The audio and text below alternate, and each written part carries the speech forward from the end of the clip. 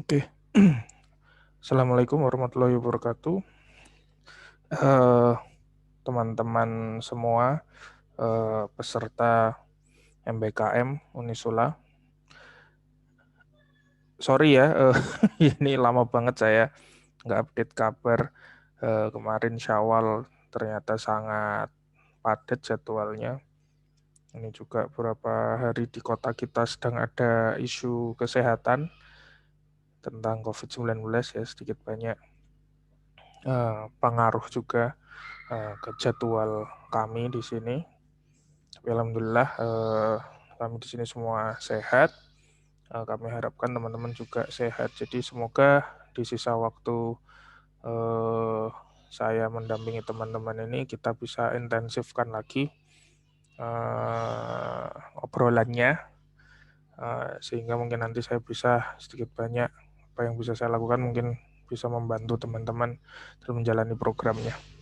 Nah, yang kali ini yang saya mau share sedikit, mungkin singkat nanti videonya tentang prinsip keuangan usaha sederhana. Ini bukan teknis masalah pencatatan keuangan, tapi prinsip yang mungkin kita perlu miliki sebagai eh, seseorang, terutama kita dalam hal ini mau memasuki dunia wirausaha. Di sini saya tulis financial literate business person. Jadi kalau di IPF sendiri ada materi inti, salah satunya itu namanya financial literacy. Jadi literasi keuangan ya. Jadi teman-teman ini diharapkan bisa melek atau dalam artian paham bagaimana mengetahui kondisi keuangan baik perusahaan maupun pribadi seperti itu. Yang sifatnya prinsipal ya. Kalau technical nanti eh, kita mungkin bisa minta bantuan teman-teman kita yang memang ahli di bidangnya, teman-teman accounting mungkin kalau masalah pencatatan, atau nanti kalau ngomongin pajak atau tanggung jawab kepada negara juga banyak teman-teman kita yang konsultan di situ, tapi kita ngomongin prinsipalnya dulu. Oke, saya langsung lanjutkan aja ya ke materinya. Sorry. Ya, oke. Seperti tadi saya cerita, jadi yang perlu itu financial literacy atau melek keuangan. Nah, eh, saya sebagai anggota maupun sekarang pengurus juga ya di IPF Semarang itu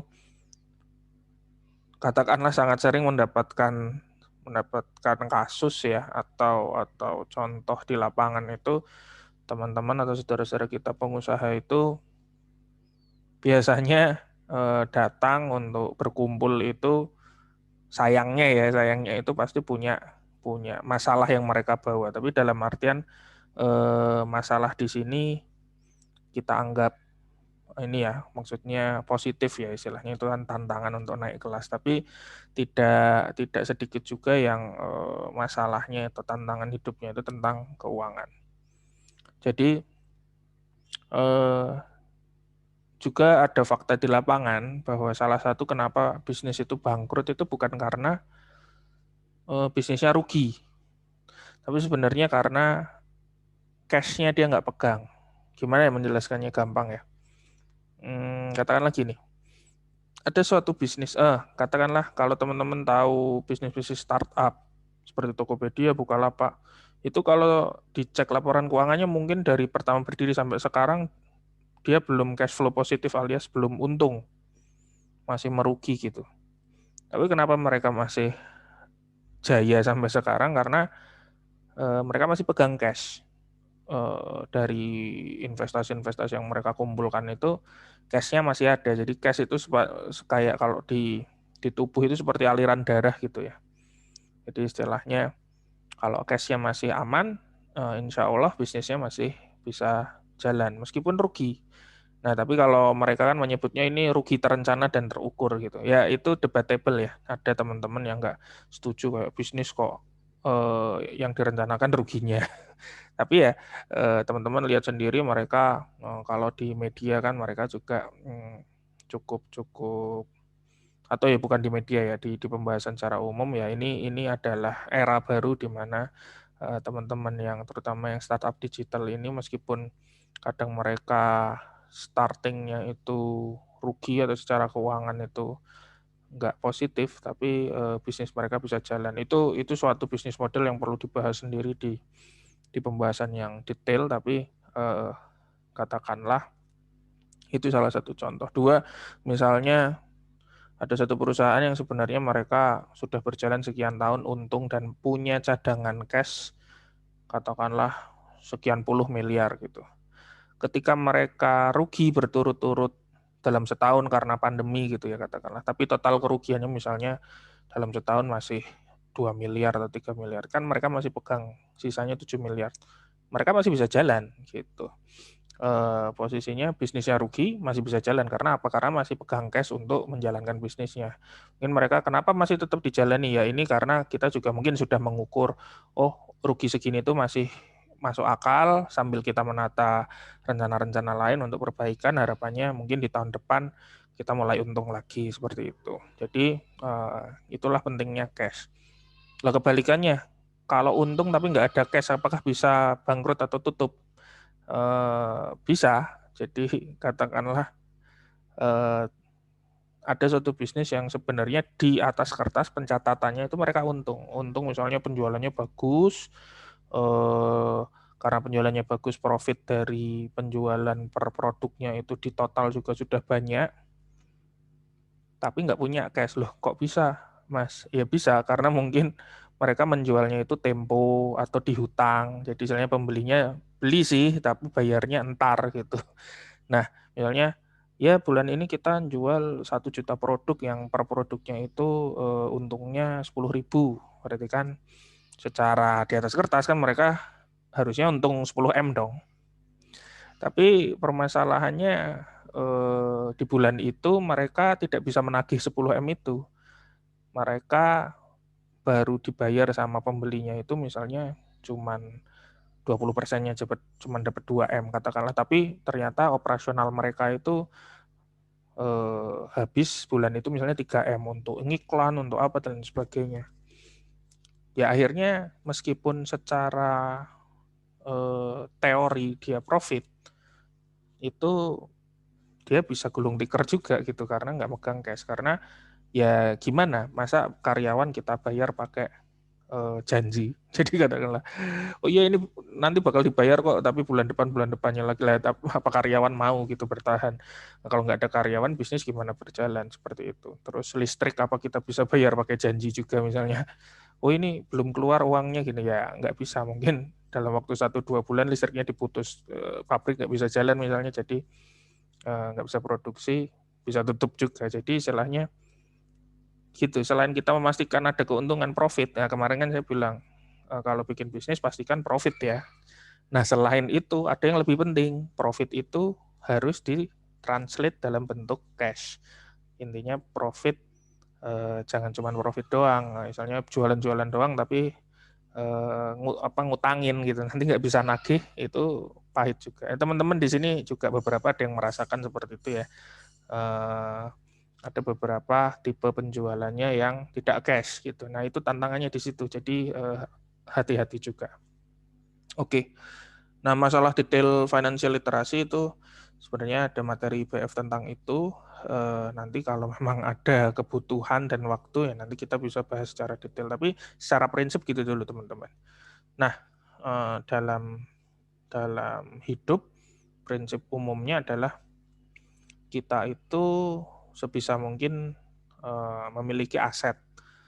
Nah, aset itu apa? Nah, ini saya bahas sedikit ya. Aset itu ya sesuatu yang bisa menghasilkan ini nih apa namanya? Alur ini. Aset itu yang bisa menghasilkan sesuatu gitu. Jadi gini-gini. Teman-teman kalau punya atau mungkin orang tuanya punya rumah kedua ya atau rumah kesekian ya selain rumah yang dihuni. Banyak orang yang bilang, "Oh, ini aset." Ya bisa jadi kalau rumah bisa jadi sangat mudah dibilang aset karena posisinya rumah itu tiap tahun kan harga tanahnya naik itu meskipun harga bangunannya turun ya. biar harga tanahnya naik. Ketika harga tanahnya naik melebihi penurunan harga bangunannya, ya itu menguntungkan kan, menghasilkan keuntungan. Jadi boleh disebut aset. Tapi kalau rumah itu kosong, terus kita harus bayar PBB-nya, terus kita harus bayar listriknya, yang akhirnya apa ya istilahnya, cuman kita keluar tapi kita nggak dapat apa-apa, itu nanti jadinya bukan aset tapi liability atau beban ya, liabilitas gitu. Jadi itu kejadian kalau properti mungkin kayak apartemen ya. Jadi kalau teman-teman ada keluarga atau pernah punya pengalaman beli apartemen, jadi apartemen itu misalnya kita beli, biasanya di apartemen itu banyak biaya-biaya tuh, biaya pengelolaan bulanan, sampah, iuran ini, iuran itu, dan lain sebagainya. Karena memang apartemen itu kan di satu gedung, yang gedungnya itu butuh maintenance. Nah biasanya kita itu kan ditarikin iuran gitu dari pengelola si gedung ini. Nah, ketika apartemen itu dibiarkan kosong, besar kemungkinan yang timbul adalah biaya. Jadi kalau kita sebut itu aset, eh, dilihat dulu gitu loh. Kalau lebih gede biayanya itu lebih ke arah liability, liabilitas. Baru disebut aset ketika apartemen itu teman-teman sewakan, menghasilkan uang, yang uang itu bisa menutup biaya-biaya itu, syukur-syukur menghasilkan profit atau keuntungan. Jadi disewakan kan jadi sales nih, ada penjualan transaksi sewa itu, ada selisihnya, dapat margin, profit nih. Nah, itu baru kita sebut aset.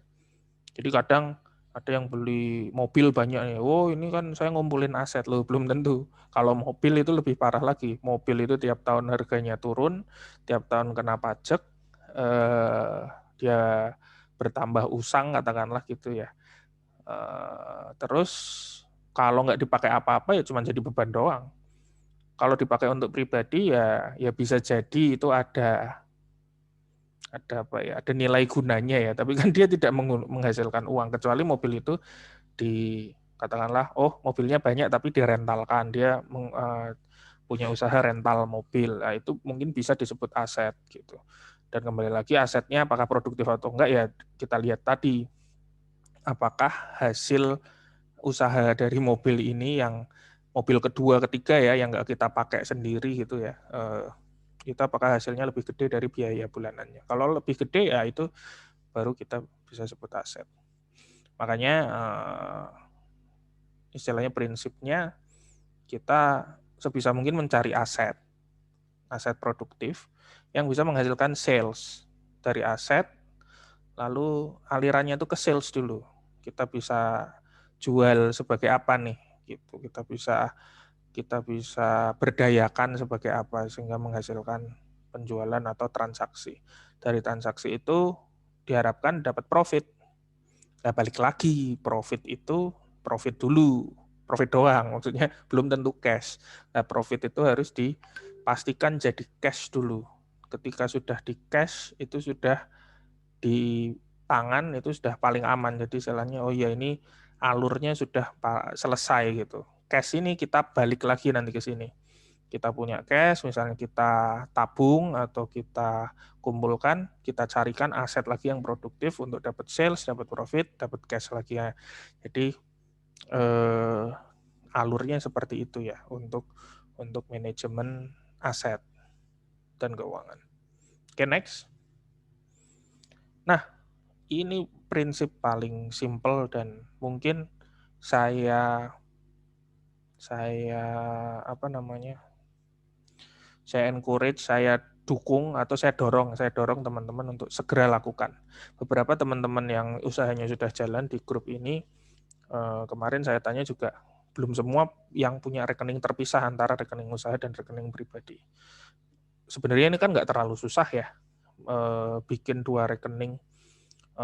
Bisa mungkin kalau teman-teman nyaman di satu bank tertentu, ya di satu bank bikin 2 rekening tuh memungkinkan, atas nama satu nama. Atau mungkin kalau enggak ya satu di rekening ini, satu di rekening ini. Jadi dipisah rekeningnya dan didisiplinkan juga ya. Jadi nanti misalnya ada transfer nyasar ke rekening bisnis yang itu sebenarnya untuk rekening pribadi, ya nanti disisihkan, atau transfer biasanya kebanyakan transfer untuk rekening bisnis tapi masuknya ke rekening pribadi lah, itu jangan dipegang ya, maksudnya dibalikin lagi ke rekening bisnis. Jadi harus dipisah tuh antara rekening pribadi dan rekening usaha. Nah, kejadiannya kalau masih dicampur itu ya ini resiko keuangan tercampur dan terpakai untuk kebutuhan lain di luar usaha. Kebanyakan ya kebutuhan pribadi. Jadi terutama teman-teman yang bermain di produk-produk yang perputarannya tiap bulan itu besar sampai ratusan juta. Di grup ini sudah ada lah ya teman-teman yang bermain seperti itu. Jadi perputarannya besar nih tiap bulan. Nah, itu bahaya tuh kalau nggak dipisah. Sebenarnya lebih penting tadi ya melek bahwa ini sebenarnya uang apa, tapi akan sangat membantu ketika dipisah gitu. Jadi nanti nggak kecampur-campur gitu. Karena gitu, kalau misalnya nih perputaran usaha kita tiap bulan katakanlah ya 100 juta gitu. 100 juta padahal di awal kita memang nyari modal tuh sekitar misalnya 70 juta untuk memulai usahanya. Nah, sebenarnya kan di 100 juta muter ini kan ada modal usaha di situ mungkin 70 juta atau kurang ya. Ya tapi nanti kadang kita merasa, oh saya punya rekening, uang di rekening 100 juta. Oh saya bisa beli apa nih ya, mungkin bisa beli motor baru, bisa beli apa dan lain sebagainya. Jadi kadang hal-hal kayak gitu tuh bahaya gitu. Jadi kita merasa pegang uang banyak, sebenarnya uang itu bukan untuk kita pribadi gitu.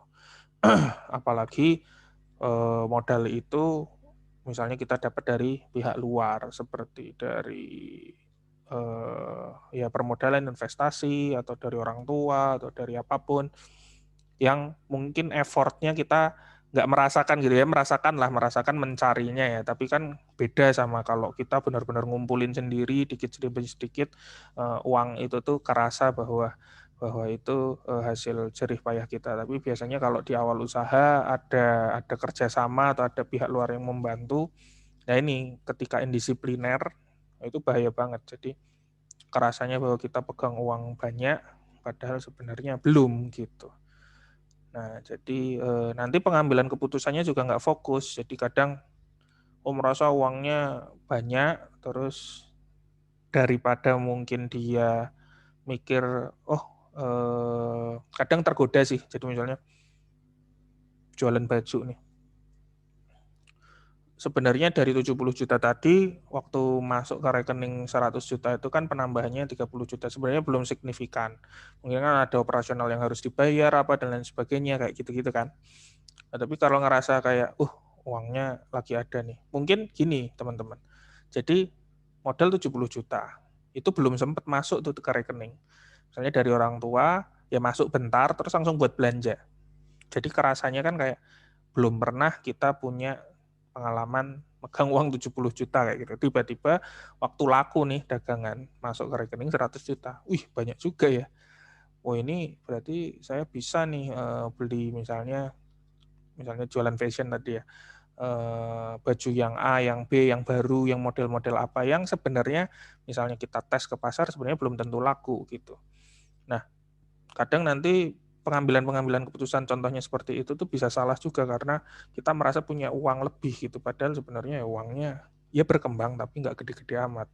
Jadi kadang harusnya oh ya ini berkembang sih tapi belum banyak, aku lebih baik fokus ke produk yang laku dulu, kalaupun aku mau nyoba mungkin sedikit lah di beberapa model, tapi kalau merasa udah pegang uang banyak kalap dia belanja hal-hal yang salah gitu. Nah nanti takutnya jadi dead stock, stok yang nggak laku dan sebagainya, nanti mempengaruhi kondisi bisnis juga.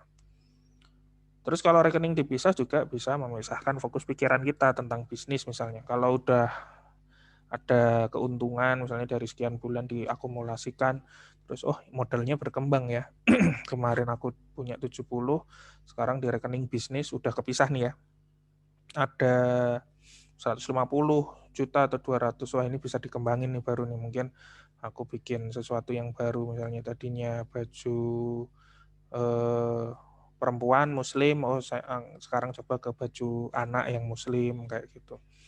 Hal-hal seperti itu mungkin bisa. Jadi fokus-fokus pemikiran seperti itu juga bisa. Nah, kalau rekening pribadi juga dipisah, jadi kayak, wah, bulan kemarin aku ngambil dari usaha tuh per bulan 3 juta.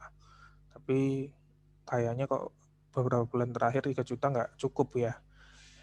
Mungkin butuh 4 sampai 5 juta nih kayaknya. Setelah dihitung-hitung, oh berarti aku harus naikin penghasilan, gimana ya caranya ya? Oh misalnya dari bisnisnya bagus tuh kayak tadi. Oh sebenarnya bisnis sehat nih, aku bisa ngajuin naik gaji ya. Berarti mulai bisa mengajukan naik gaji. Atau mungkin bisnis yang kemarin masih biasa aja, mungkin ada peluang lain nggak ya di bisnis lain, atau misalnya ada yang nawarin buka cabang atau gimana yang kayaknya menjanjikan lah, itu mungkin oh ya mungkin ini saatnya untuk mencoba opsi-opsi seperti itu, karena ternyata di rekening pribadi ini karena sudah disiplin misalnya ya, juga kurang nih kalau aku cuma ambil gaji segitu, sedangkan yang bisnis yang ini masih berkembangnya masih biasa aja, mungkin ada peluang lain, nah kita bisa ambil. Nah misalnya udah dipisah kayak gitu, rekening dan mindsetnya, nah itu lebih enak ke depannya gitu. Oke, next. Nah, catat dan rencanakan. Kemarin saya sempat mungkin cerewet ke teman-teman masalah HPP ya. Ayo cari HPP, cari HPP. Ya itu memang penting ya. Jadi mau jualan jasa, mau jualan produk, catat HPP per produk atau jasa yang teman-teman tawarkan. Banyak metodenya di internet, di YouTube, teman-teman tinggal cari, tapi ketahui detailnya. Jadi kayak produk sesuatu misalnya apa ya, jilbab katakanlah. Oke, jilbab harganya 15.000. Itu udah jadi misalnya nggak perlu ngitung, itu udah bahan, udah jahit, udah apa dan sebagainya, tinggal ngambil aja dari supplier. Nah ngambilnya ini jangan sampai terlewat nih. Jadi misalnya kita di Semarang, saya di Semarang atas Tembalang misalnya ya, supplier saya di Hijauar katakanlah, 15.000 ini udah jadi jilbabnya katakanlah gitu, tapi kan saya harus ngambil tuh. Nah nanti HPP-nya itu juga dihitung tuh, berapa bensin mobil misalnya, naik mobil box gitu ya, ngambil satu box itu berapa. Nah nanti ketahuan misalnya satu box dapat 1.000 jilbab, saya ngeluarin 100.000. Oh ya berarti per jilbabnya ada tambahan HPP 100 nih untuk transport ngambil kayak gitu. Nah itu sedetail itu tolong nanti dicari. Apapun nanti kalau mau produk makanan ya sedetail minyaknya kira-kira berapa, gasnya kayak gitu, packaging dan lain sebagainya itu dicari. Jadi ketika teman-teman nanti sudah paham detail bagaimana nyatet HPP, mungkin lebih enak memandang bisnisnya ini profitability-nya bagaimana. Terus gini, ngomongin keuangan pasti kan nanti di nggak tahu ya kalau di sidang nanti bagaimana pencatatan keuangannya, mungkin nanti kalau teman-teman di MBKM akan diuji dengan pertanyaan seperti itu tuh pasti ya. Tapi bagaimana arahnya kan dan standar yang digunakan kan macam-macam. Tapi katakanlah kalau mau ideal kan pakai standar akuntansi yang ada selama ini ya. Jadi tapi ini teman-teman itu mulai dari sini. Pengeluaran apapun tadi kan HPP udah tahu. Ada beberapa pengeluaran yang nanti masuk ke HPP, ada yang masuk ke fixed cost. Tapi setiap pengeluaran itu tolong dicatat dengan detail. Dan pastikan teman-teman sekarang kalau khususnya untuk bisnis ya, kalau untuk pribadi mau menggunakan hal yang sama itu lebih bagus lagi.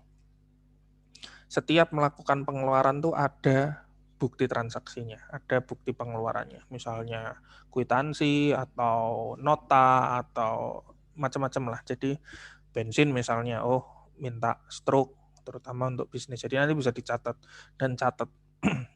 Nah kalau teman-teman sudah punya pencatatan pengeluaran semuanya detail, itu nanti mau diolah menjadi laporan keuangan yang seperti apa tuh insya Allah mudah.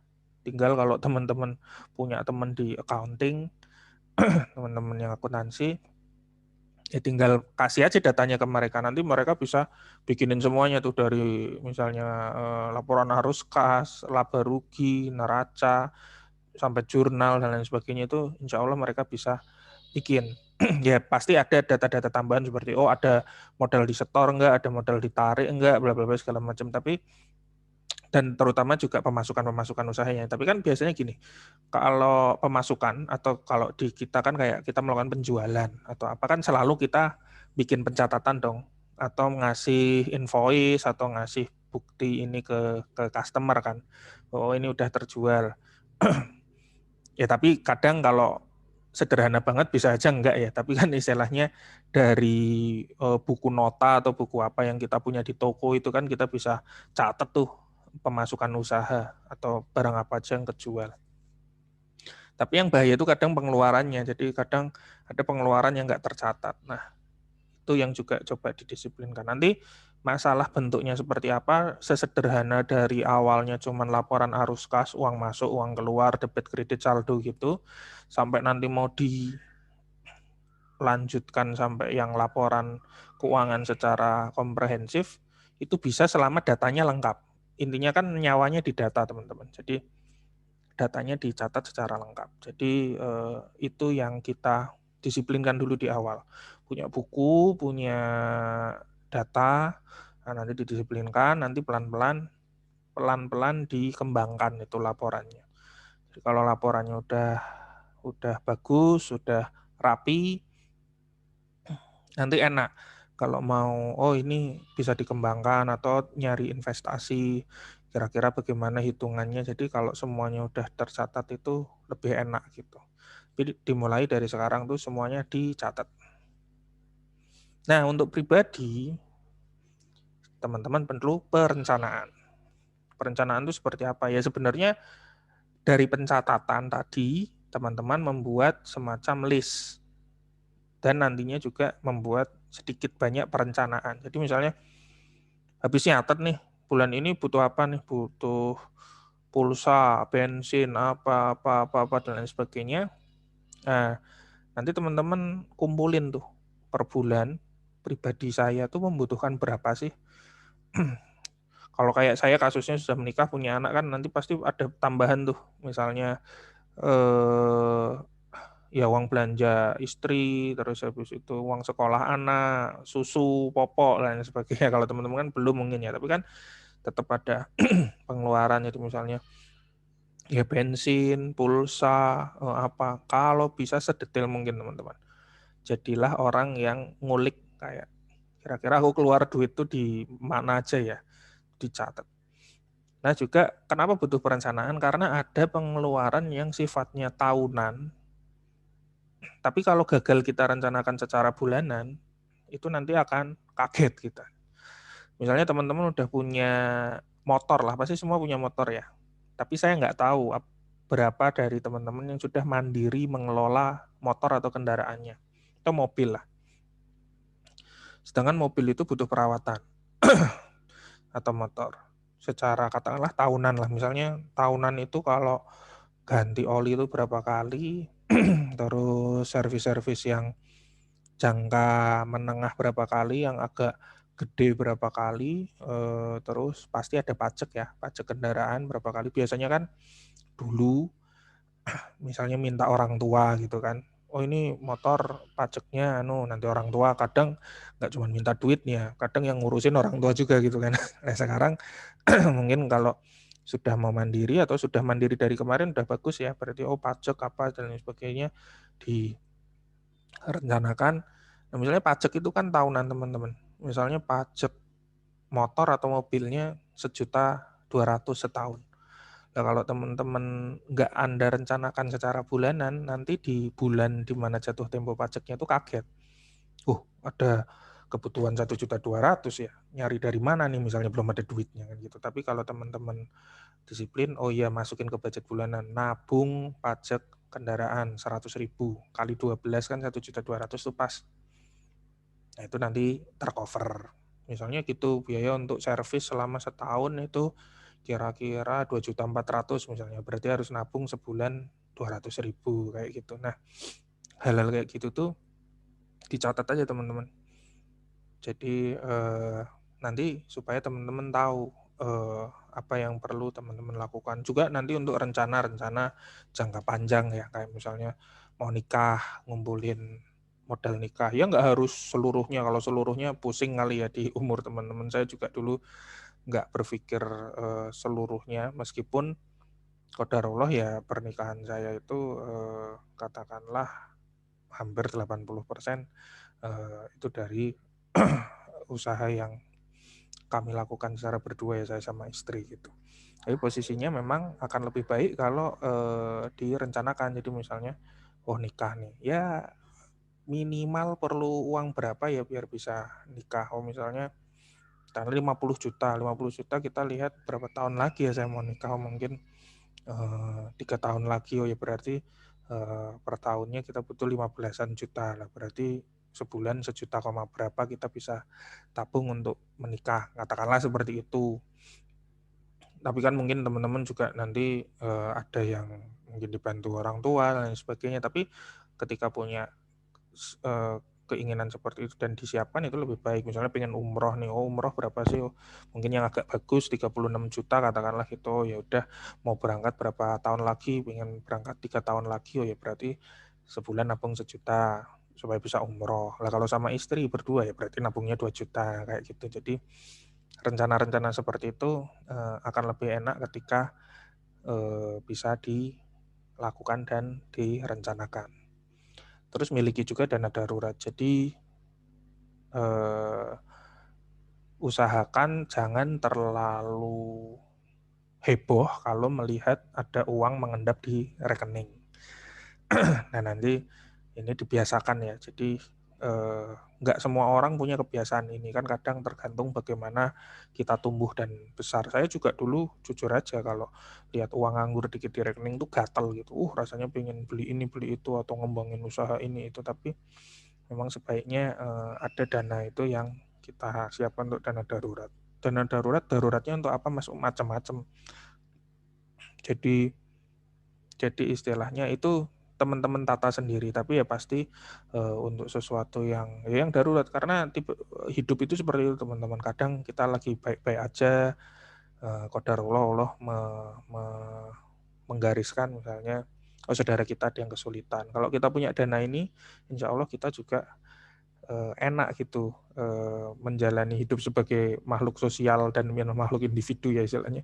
Oh saudara ada yang kesulitan, kita bisa bantu. Atau mungkin tiba-tiba kita perlu ini istilahnya kayak tadi. Tadi kan nabung misalnya untuk maintenance mobil misalnya sekian, tapi kan kadang ada parts yang misalnya agak mahal, memang dia rusaknya agak lama, tapi mungkin tidak masuk perencanaan itu. Jadi ada perbaikan yang agak mahal nih, lebih dari budget itu, kita masih punya dananya bisa. Atau mungkin lagi sakit, butuh perawatan ekstra kayak gitu ya bisa. Atau apapun, atau mungkin usaha lagi turun nih, tapi kita punya dana darurat dari rekening pribadi, kita bisa bantu.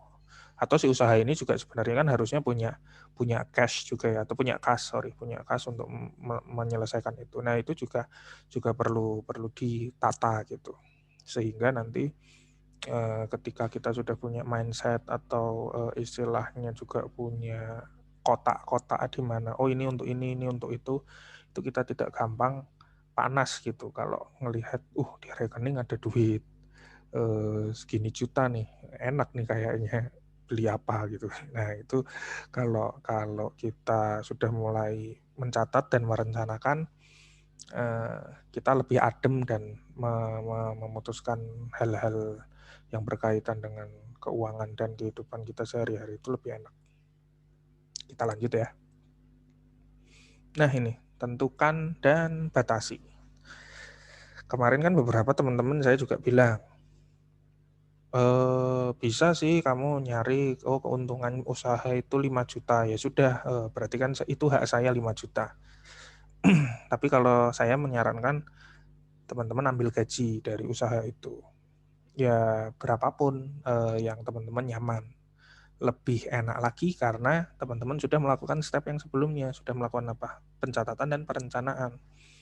Lah, kalau sudah punya catatan dan rencana, teman-teman enak menentukan gaji kan. Jadi istilahnya, oh iya saya kebutuhan ternyata setelah saya hitung total selama setahun lalu dibagi 12 jadi kebutuhan bulanan, saya ternyata butuhnya itu sebulan 4 juta gitu. Ya berarti kalau kebutuhannya 4 juta ya usahanya bagaimana caranya bisa menggaji teman-teman segitu gitu kan. Nah, kalaupun belum segitu ya nggak apa-apa, berarti kan harus lebih semangat berusaha lagi supaya bisa. Ya berarti tadi yang 4 juta itu dipres lagi misalnya, oh ada tabungan nikah, ada tabungan umroh apa-apa, oh ya berarti mungkin belum. Tapi itu untuk motivasi kan. Berarti kalau nanti saya bisa mengembangkan usaha sehingga saya bisa narik gaji dari usaha itu 4 juta, berarti saya insya Allah bisa menyisakan uang untuk nabung nikah, untuk nabung umroh dan sebagainya. Misalnya dipres hanya untuk kebutuhan hidup ternyata 1,5 juta aja, oh gaji 1,5 juta di usaha sekarang ini bisa karena keuntungannya per bulan 5 juta. Ya udah, ambil 1,5 juta.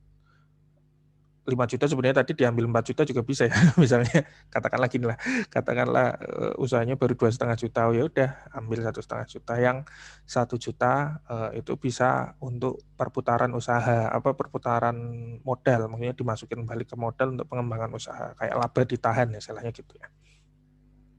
Jadi gaji itu ditentukan, nah nanti sisanya kalau usahanya itu profitnya masih ada sisa, lah itu dipikir untuk pengembangan. Jadi gitu.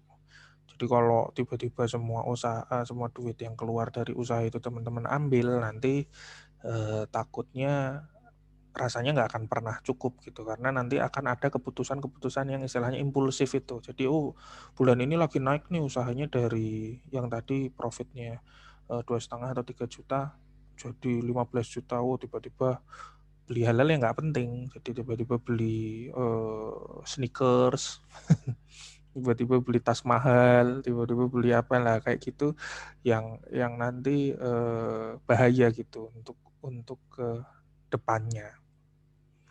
Terus selalu usaha untuk disiplin itu tentang pengeluaran yang harus Anda lakukan secara rutin atau bulanan. Jangan sering melakukan pengeluaran yang nggak terencana seperti tadi. Karena kalau tidak menentukan gaji, bisnis kan fluktuatif tuh.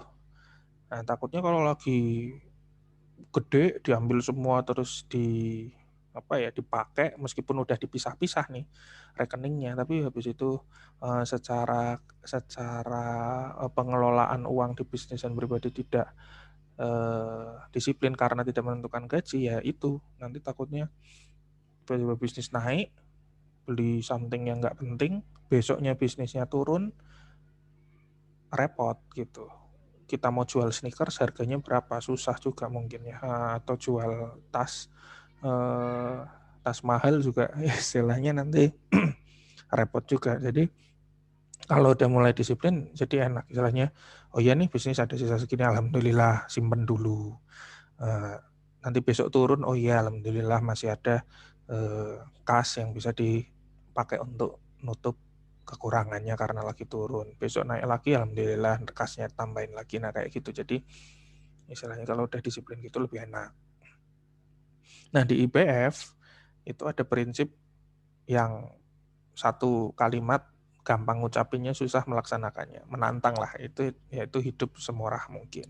Nah jadi ya mulai lah istilahnya kayak misalnya kita ini, ya kita nanti mengukur diri sendiri ya, kita tuh borosnya di mana. Ada orang yang boros di makan, ada orang yang boros di fashion, mungkin dia memang seneng ya. Nggak masalah sebenarnya, nggak masalah suka terhadap sesuatu, yang penting tidak berlebihan aja kan. Terus ada yang suka borosnya di hobi, hobian macam-macam ya, bisa kendaraan, bisa hobi lain, misalnya mancing lah, naik gunung lah, apa lain sebagainya. Tapi apapun yang teman-teman jalani aja nggak apa-apa. Tapi pakai prinsip hiduplah semurah mungkin. Bukannya kita ini terus jadi orang yang murahan atau gimana ya, tapi istilahnya eh, kalau kita punya kesukaan di level ini, terus kita mencapai kemampuan juga di level ini, usahakan Ketikapun kita sudah mampu, kita tetap bisa bertahan untuk menjalani beberapa level, satu level atau beberapa level di bawahnya. Contohnya, misalnya seneng naik gunung, terus butuh tas dong, butuh tas, butuh jaket, butuh tenda, dan lain sebagainya. Misalnya keadaan usaha dan keuangan kita itu sudah di posisi kita mampu nih untuk beli merek-merek yang dari luar, misalnya Deuter atau misalnya apa sih yang dari luar, Jack Wolfskin atau apa kayak gitu-gitu ya, atau The North Face yang original gitu. Nah tapi kita berpikir ya sebenarnya mampu sih kalau dilihat, kalau saya beli alat-alat ini juga tidak menyakiti keuangan saya juga, tapi dengan prinsip itu sebenarnya kalau ada produk-produk lokal yang harganya mungkin lebih terjangkau yang saya pakai juga nggak mengganggu dan tidak anu. Jadi akhirnya ya udah saya pakai ini aja, misalnya pakai yang apa Are atau pakai Consina atau pakai apa hal-hal seperti itu. Jadi ketika kita sudah punya prinsip itu nanti kita nyaman sebenarnya bahwa oh ya sebenarnya fungsinya, durability-nya mirip-mirip kok, dan saya masih bisa pakai dan sebagainya, nggak masalah, saya nggak harus mengeluarkan yang paling tinggi. Misalnya memang saya butuh mobil nih untuk keluarga, saya bisa aja saya beli yang 200 jutaan, tapi setelah dipikir-pikir mobil yang 100 jutaan juga cukup kok gitu ya. Akhirnya ya udah beli aja yang 100 jutaan.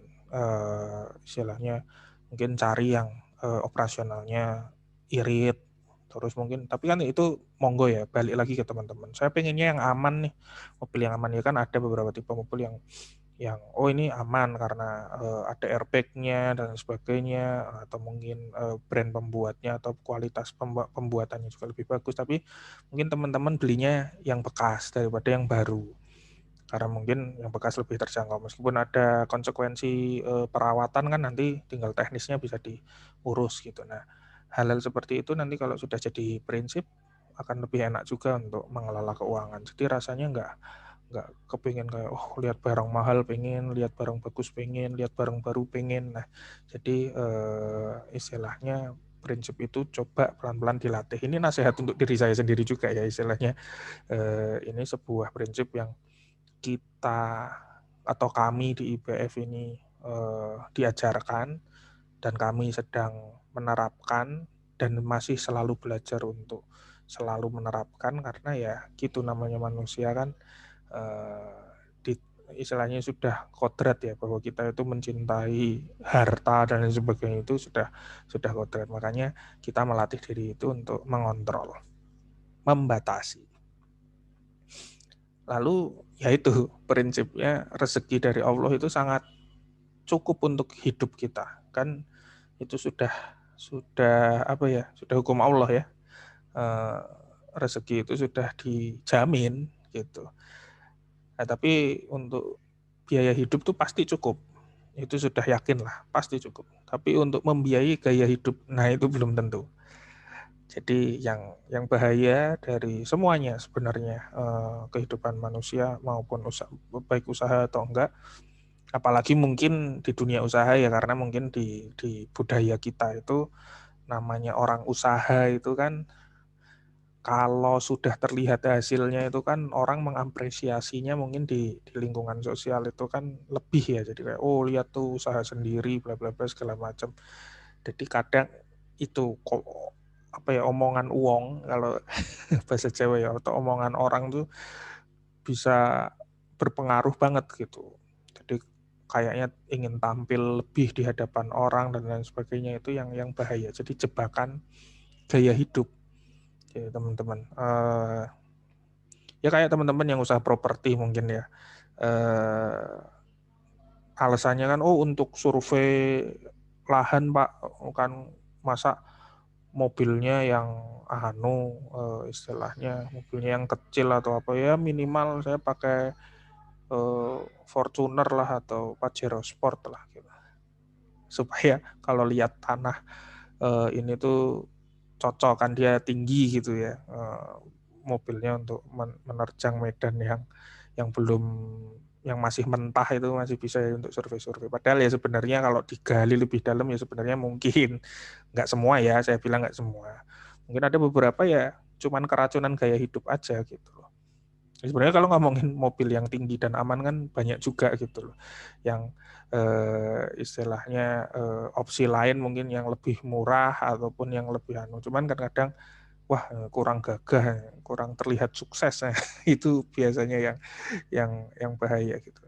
Saya justru mengapresiasi teman-teman yang usahanya gede-gede gitu tapi kehidupannya masih bersahaja. Itu juga nasihat untuk diri saya sendiri juga. Jadi misalnya usahanya besar kita tahu dan sehat, kemana-mana masih nyaman naik motor sama istrinya karena mungkin ya udah karena dia nyaman aja, atau pakai mobil pun mobil yang dalam tanda kutip masih biasa aja untuk selevel usaha dan penghasilan dia. Nah, hal-hal seperti itu malah bagi orang yang paham malah sebenarnya malah diapresiasi seperti itu. Jadi cobalah kita mencoba menjadi pribadi-pribadi yang seperti itu. Jadi tidak terlalu mudah silau dengan gaya hidup. Oke, next. Kadang ada yang memversuskan ya. Jadi menabung vs sedekah. Nah, biasanya kan gitu ya. Nah, kalau saya jangan diversusin deh. Karena sama-sama penting gitu. Tinggal nanti paradigmanya aja gitu. Nah, ini kita ngomong juga paradigma sebagai seorang muslim ya. Menabung penting-penting dong. Kita perlu merencanakan. Meskipun Allah yang menentukan, merencanakan itu kan sesuatu bagian dari ikhtiar yang secara sunatullah perlu dilakukan oleh semua manusia. Ikhtiar itu perlu. Masalah hasil harus memang kembalikan ke Allah. Salah satunya dengan menabung. Nah itu, menabung dan sedekah itu harus dilakukan secara berimbang. Karena sedekah juga di Islam adalah salah satu tiang ya kalau berkaitan dengan rezeki, bagaimana kita kalau ingin dilebihkan atau bahkan dilipat gandakan rezekinya ya salah satu atau cara paling ampuhnya itu ya sedekah itu gitu. Jadi harus berimbang ya, menabung dan sedekah. Nah nanti juga terkhusus ini ngomongin nabung. Jadi dulu kan kalau nggak tahu ya, di zaman saya kecil kan dulu ada lagu anak-anak yang masalah bang bing bung yuk kita nabung gitu kan, bing bing bang yuk kita ke bank. Hal seperti itu. Terus sedikit-sedikit lama-lama menjadi bukit. Jadi kadang orang berpikir tabungan tuh ya uang yang ditaruh di bank itu terus dapat apa istilahnya bunga atau mungkin bank syariah bilang bagi hasil secara tahunan gitu-gitu. Atau uang yang disimpankan lah di sebuah bisa celengan, bisa lembaga keuangan yang kita percayakan. Ya itu betul, itu menabung juga. Tapi sebagai pengusaha nanti kita juga perlu tahu menabung itu lebih ke arah investasi. Jadi jangan jadikan investasi itu bahasa tinggi ya. Jadi investasi itu biasa aja, bahasa biasa aja istilahnya. Jadi tabungan ini arahnya ya kita misalnya punya hasil usaha berupa uang atau apapun, itu kita jadikan aset itu tadi untuk kita investasikan sebagai aset. Lah, terus investasi nanti bentuknya apa macam-macam teman-teman. Nah, kalau saya karena saya di IPF dan teman-teman karena teman-teman di Unisula, ya tolong carilah instrumen yang secara syariah juga istilahnya compliance-nya bagus gitu, atau ya syariah compliance-nya oke lah. Jadi pastikan ditaruh di investasi yang syar'i. Ada sih produk-produk misalnya reksadana syariah atau reksadana saham yang syariah seperti itu, teman-teman bisa pelajari. Meskipun balik lagi nanti kalau dibawa ke suatu forum ada yang bisa berbeda pendapat, tapi itu wajar. Tapi ya nanti balik lagi mana yang nyaman ya. Nah, salah satu beberapa hal yang saya contohkan bisa aja kayak emas. Emas kan sekarang Oh, gampang juga. Ini kalau ngomongin yang jangka panjang ya, untuk rencana jangka panjang atau menengah lah, misalnya untuk menikah, mungkin teman-teman menikah udah jangka menengah ya, udah nggak jangka panjang lagi. Kalau yang agak panjang mungkin untuk kuliah anak. Nanti kalau punya anak mau kuliah kan mungkin masih sekian belas tahun lagi atau sekian puluh tahun lagi, eh, bisa di instrumen-instrumen itu. Jadi menabung itu eh, dicari instrumen yang satu syar'i, dua juga kita nanti ngomongin bahasa teknisnya kayak return-nya ya, atau eh, potensi kenaikan nilainya itu bagus gitu. Ya emas itu stabil, katakanlah dia menjaga nilai aset kita. Kalau uang itu hanya disimpan sebagai uang, seperti bagaimana teman-teman tahu ya, nanti bisa kena inflasi dan lain sebagainya. Jadi paling minimal emas. Tapi kalau emas untuk jangka pendek memang riskan, karena misalnya bulan ini beli, 3 bulan lagi jual ya, kalau harganya emas pas turun bisa rugi juga kan. Tapi kalau untuk jangka menengah atau jangka panjang masih oke lah. Emas juga tadi saya bilang mudah, dari harga berapa, kalau ngomongin yang Antam ya, kayaknya mulai 1 gram ya. Berarti kan 1 gram sekarang lagi turun nih per hari ini. Per hari kemarin saya cek 850.000 per 1 gram. Misalnya teman-teman punya uang di itu untuk dana menikah atau kuliah anak misalnya. Saya memang alhamdulillah usaha bisalah ditarik 1 juta per bulan untuk nabung. Ya udah, beliin aja emas. Insya Allah nanti di 15 atau 12 tahun 15 atau 20 tahun ke depan harganya at least stabil. Jadi katakanlah sekarang kuliah butuh berapa, ya harapannya di masa itu aman kalau dalam bentuk emas. Kecuali tiba-tiba industri pendidikan memutuskan untuk menaikkan harga pendidikan gila-gilaan ya, itu kurang tahu juga ya. Itu terlepas dari faktor inflasi. Terus tanah, terutama tanah sih. Properti bisa juga. Eh, tapi ini wah, tanah kan udah gede Mas ya, tergantung juga tanah di mana gitu kan. Kalau mungkin masih di desa, masih bentuk apa istilahnya, ya bukan di tempat yang strategis, ya mungkin bisa kebeli, tapi ya nanti sambil nabung kan. Jadi misalnya, oh emas sudah jalan nabung emas 5 tahun, dapat berapa puluh gram, misalnya dirupiahkan 50 juta, dapat tanah, dapat di mungkin nggak di Semarang kota ya, tapi mungkin di agak pinggir gitu ya dapat. Nah, tapi balik lagi, dilihat dulu investasi itu harus melihat apa tujuannya. Jadi kalau untuk biaya nikah ya jangan beli tanah, pusing nanti menguakannya karena kan tanah nggak liquid ya. Kalau di emas boleh, atau di produk lain yang teman-teman nyaman seperti itu. Bisa diinvestasi bisnis, maksudnya gimana ya? Maksudnya teman-teman punya bisnis yang nantinya running misalnya selama 5 tahun dan stabil. Terus habis itu oke lah, bisnis ini udah stabil, tinggal kita kembangin pelan-pelan. Terus secara pribadi teman-teman sebagai owner punya tabungan pribadi juga nih.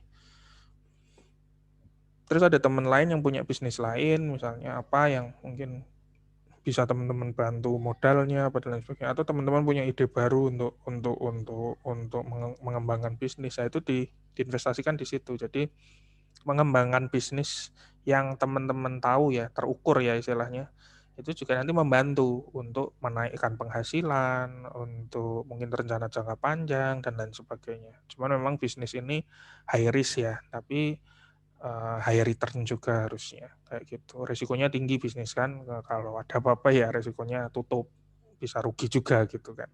Tapi memang harapannya ya cari bisnis karena sifatnya high risk ya, kalau bisa returnnya atau kemungkinan untuk mendapatkan keuntungannya juga tinggi gitu. Nah kayak tadi kita ngomongin orang zaman dulu ya teman-teman ya, atau orang desa. Eh, Mungkin kakek nenek kita atau saudara-saudara kita itu kayaknya kan simpel hidupnya, tapi sebenarnya mereka melakukan investasi yang bagus juga. Jadi kadang punya uang dibeliin anak sapi karena punya lahan nih, misalnya dia punya tanah agak luas, ya udah deh bikin bedeng atau kandang, dia beli anak sapi. Anak sapi dia sambil ngelola sawah sambil ngarit, terus eh, itu bisnis juga kan, tapi nggak kerasa gitu loh. Istilahnya kadang mereka ini punya prinsip ini tapi nggak pakai ilmu dan bahasa canggih aja. Cuman sebenarnya mereka melakukan hal-hal ini, mereka melakukan dalam satu sisi bisnis budidaya sapi dan juga melakukan investasi, ya investasi untuk mendayagunakan lahan untuk memelihara hewan ternak misalnya gitu. Dari kecil jadi gede, nanti mungkin ditambahin satu, nanti punya dua, kawin, beranak, nanti anaknya dari kecil jadi gede lagi. Hal-hal seperti itu yang dilakukan. Nanti berapa 10 tahun kemudian atau 5 tahun kemudian, misalnya Pak, itu anaknya mau masuk SMP, oh ya udah jual sapi kan biasanya gitu, jual sapi, uang hasil penjualan sapinya bisa untuk bayar uang gedung dan lain sebagainya. Nah, itu sebenarnya investasi juga teman-teman. Jadi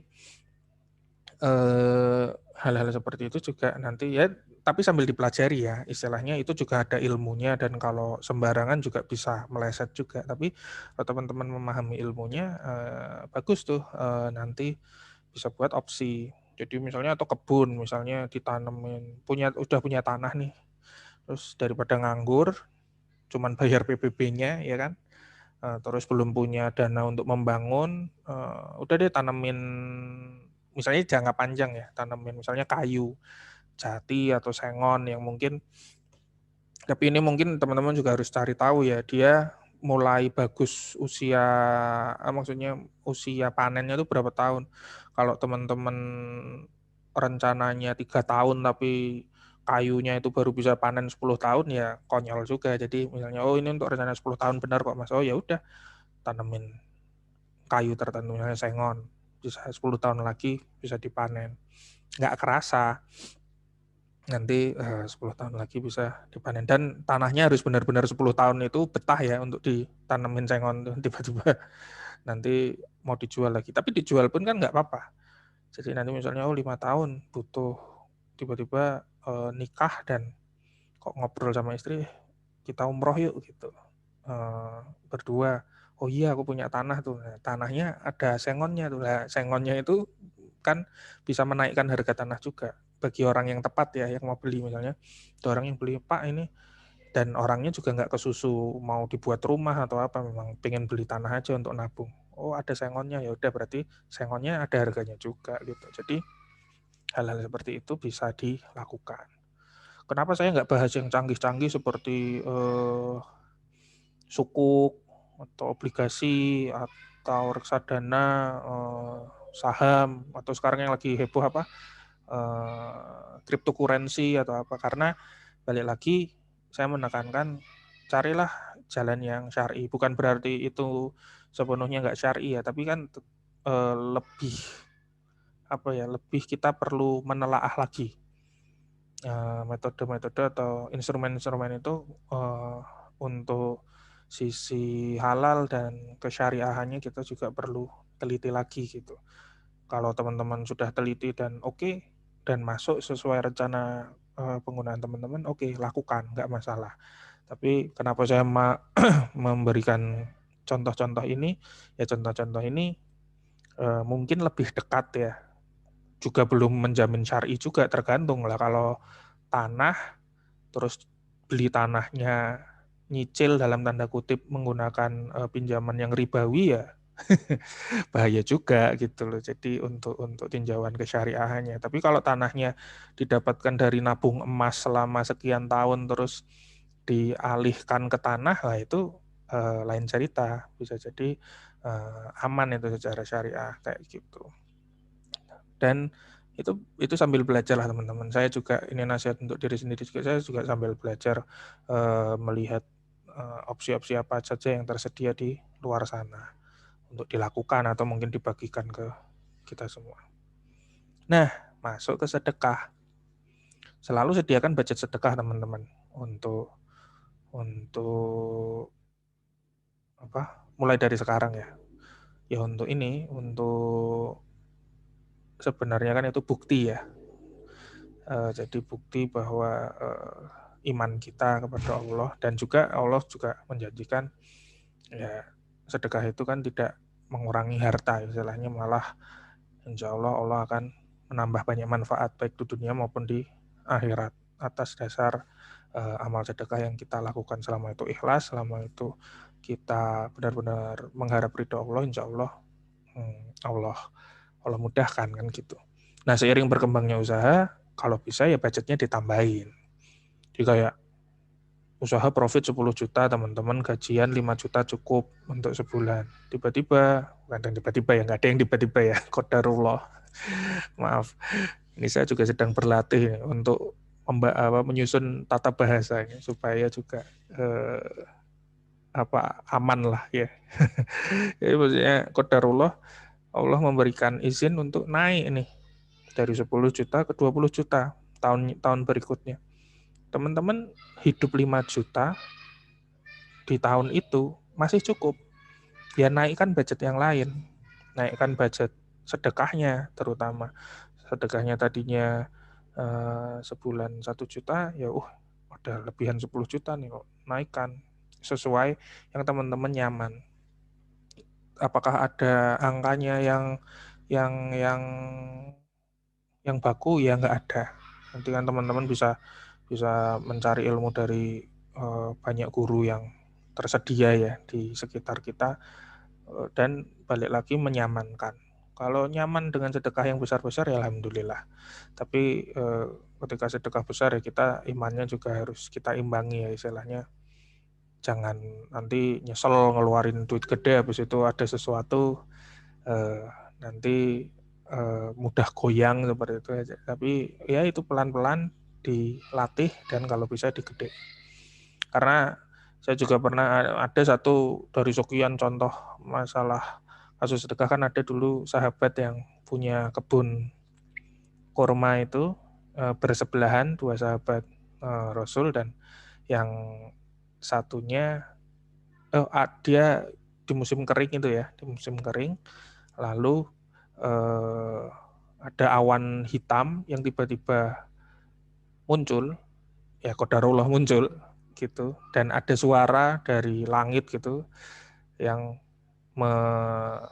menyerukan bahwa hujan turunlah di kebunnya si Fulan, yang kebun tetangganya si orang ini. Nah, benar dia ikuti awan itu ke kebunnya si tetangganya ini, dan hujan hanya turun di kebun itu. Di kebunnya dia nggak turun gitu. Lalu dia bertanyalah pada si tetangganya atau sahabatnya ini, apa sih yang kamu lakukan kok sehingga ada kejadian seperti itu? Nah, dia menganalisa dan dia mungkin berbagi, ya saya selama ini kebiasaan saya kalau saya dapat hasil usaha itu saya bagi 3, sepertiga bagian saya gunakan untuk kehidupan saya, untuk makan nafkah dia dan keluarganya, sepertiga lainnya dia masukin balik ke modal untuk pengembangan usaha. Jadi ini hasil ya, bukan modal ya, bukan omset ya, tapi ini udah profit ya. Masukin lagi ke modal, yang sepertiga lagi untuk sedekah. Saya rasa cerita ini juga istilahnya masuk akal karena kalau kita melakukan sebagai seorang pengusaha ya, jadi istilahnya sepertiga digunakan untuk menafkahi, jadi istilahnya ya dia juga melakukan perencanaan dan pembatasan dan lain sebagainya ya. Jadi ya kalau dapat untung segini ya sepertiga ini saya coba untuk kebutuhan hidup saya gitu. Dia kelola kan gitu. Lalu sepertiganya dia reinvestasikan untuk dia tahan istilahnya laba ditahan untuk pengembangan usaha. Dia masukin balik ke modalnya, tambahin modalnya kan. Jadi secara progresif dia pasti usahanya kan berkembang dong. Kalau dia untung dia disiplin soalnya nyisihin bagian dari keuntungan itu untuk nambahin modal usahanya. Logis kan? Dan sepertiga lagi untuk sedekah. Dimana kalau ngomongin sepertiga sedekah berarti kalau ngomongin pendapatan berarti dia dapat misalnya katakanlah 30 juta, dia sedekahnya kan 10 juta tuh. 33,3% gitu kan istilahnya, besarannya kalau nanya. Itu kan luar biasa itu. Posisinya itu angka persentase yang sangat besar lah istilahnya. Itulah kenapa akhirnya terjadi hujan itu bisa turun hanya di kebunnya si orang ini, si Fulan ini, saat musim kering gitu. Jadi posisinya dari situlah kita juga belajar bahwa sebagai seorang muslim kita tidak bisa sekuler ya. Jadi teman-teman harus menjadi pengusaha muslim. Pengusaha muslim adalah pengusaha yang juga paham atas ilmu-ilmu agama. Karena agama kita kan lengkap ya. Semua hal termasuk masalah tata kelola permodalan, tata kelola keuangan, anjuran bagaimana kita mau naik kelas dengan sedekah lah, dengan macam-macam lah, terus menuntut ilmu itu diajarkan. Makanya itu yang mungkin saya dorong untuk teman-teman lakukan. Nah ini akhir dari slide-nya, mungkin nanti akan saya lanjutkan dengan misalnya contoh perencanaan pengeluaran bulanan apa dan sebagainya, mungkin nanti saya praktekkan nanti di video terpisah. Seperti itu, terima kasih. Assalamualaikum warahmatullahi wabarakatuh.